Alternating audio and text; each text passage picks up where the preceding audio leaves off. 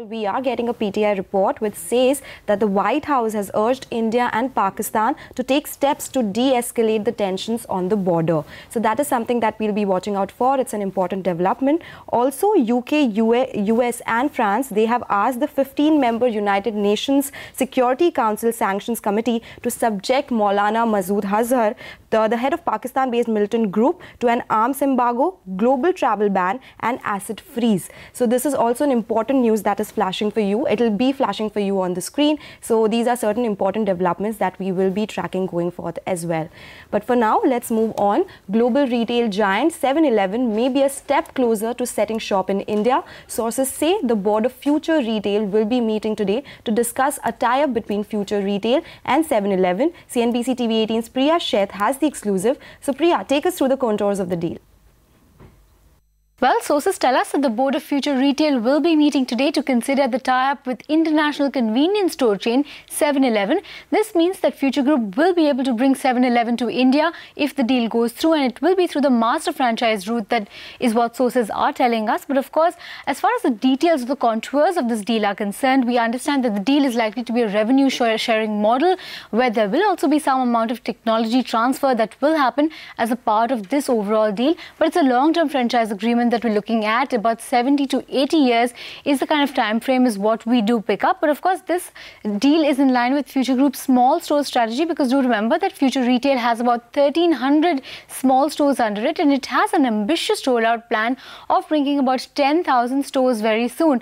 But of course, as far as the specifics or the details of this deal are concerned, the parties are working upon the kind of rollout that will happen on a pan-India basis, but it should take about 6 to 12 months for the rollout to begin as far as 7-Eleven stores are concerned. In fact, we'll have to wait and watch how this plays out. We're not sure whether there will be a concrete decision at the end of the board meet, but this definitely is an issue that the board will be taking up today. All right, thanks so much for that. Well, moving on then, Bharti Airtel will be on our watch list on the back of its board meet that's scheduled later today. Rima is with us to run us through all those details and what's on the agenda. Hey Rima, morning. Hi Nigel, good morning. Yes, the Bharti board meeting is today, where they will take on board the recommendations of the Special Committee of Directors on fundraising.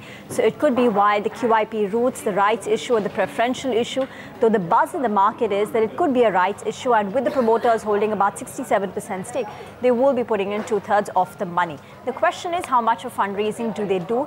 The debt on the books is close to 1 lakh crore rupees, and Moody's had recently downgraded the group's rating to a junk status. So that also additionally puts pressure on the group to bring down their debt. Of course, equity fundraise is not the only route the company is taking to bring down their debt.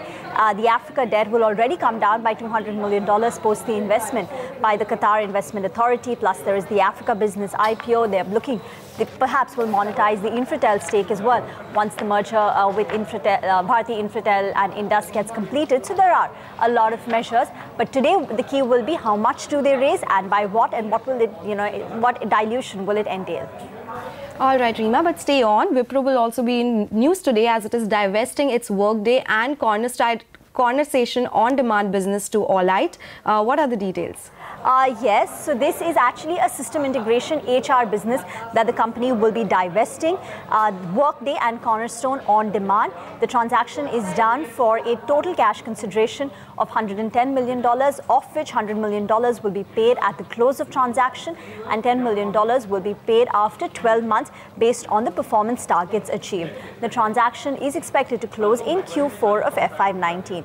Remember, the company had acquired this particular business as a part of the Aperio buyout in 2016. So what the company has done is that they're holding on to the cloud offerings of Aperio like Salesforce and AWS, that's Amazon Web Services, while they will be divesting this HR business, which largely caters to the mid-market client, where it appears that the company is facing some issues to scale up the business or penetrate the larger clients. So that is the reason why the company appears to be divesting. Axis Capital says the divestment will account for 0.6% of the company's revenues in FY20. CLSA says that there should be a short-term boost, so the company will have a $20 million gain from the sale in FY19 and possibly $10 million in FY21. But it does suggest that the company had some issues scaling up this particular business organically, which is why they're looking to divest it to Allite. And it also helps sharpen the focus on other businesses. So net-net, it's strategically, it seems to be making sense for Wipro. Okay, all right, Rima, thanks so much for that.